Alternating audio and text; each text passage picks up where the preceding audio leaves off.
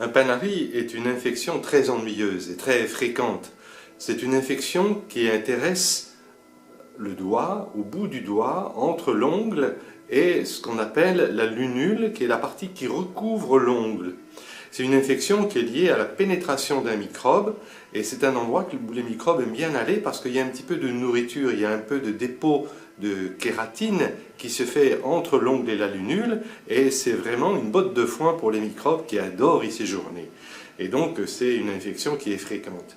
Les ennuis du panari, ils sont de double.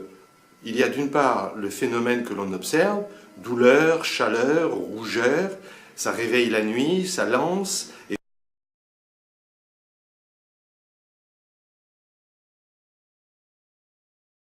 Et petit à petit, le panari va évoluer en abcès. L'abcès va gagner le pourtour de l'ongle d'un côté ou de l'autre et il peut percer, mais c'est rare et ça arrive lentement et donc il faut faire quelque chose. La deuxième complication, c'est que si on ne fait rien, eh bien cette infection peut abîmer la pousse de l'ongle et même entraîner une infection qui va gagner le doigt, voire donner une infection grave dans le corps, surtout chez les patients qui sont diabétiques. Donc il faut faire quelque chose. Qu'est-ce qu'on peut faire?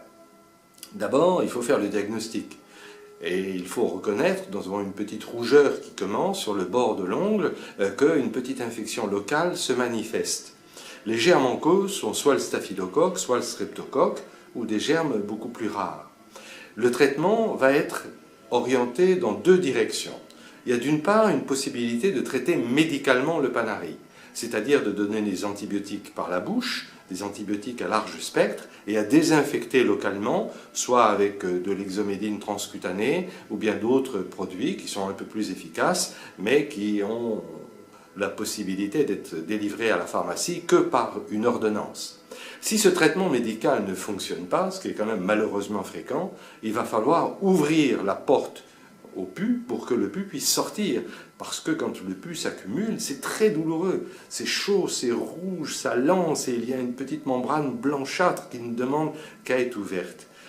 L'opération est rarement possible au cabinet du médecin ou du chirurgien parce que c'est très douloureux d'inciser un panari comme ça et le plus souvent on demande aux patients d'aller dans une clinique ou dans un hôpital pour inciser le panari sous anesthésie. L'anesthésie locale elle n'est pas facile parce que comme il y a une infection on a toujours peur de propager l'infection avec la piqûre de l'anesthésie locale. Opérer sans anesthésie c'est horriblement douloureux mais ensuite il y a un soulagement immédiat.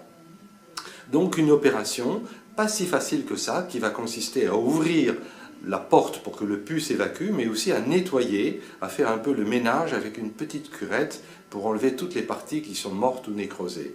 Au cabinet du médecin, cette opération elle est plus délicate à faire parce qu'on ne peut pas faire une bonne anesthésie, mais certains patients ne veulent pas être endormis et acceptent d'avoir en quelque sorte cette ouverture brutale et douloureuse, mais qui va les guérir sans besoin d'aller à l'hôpital ou en clinique.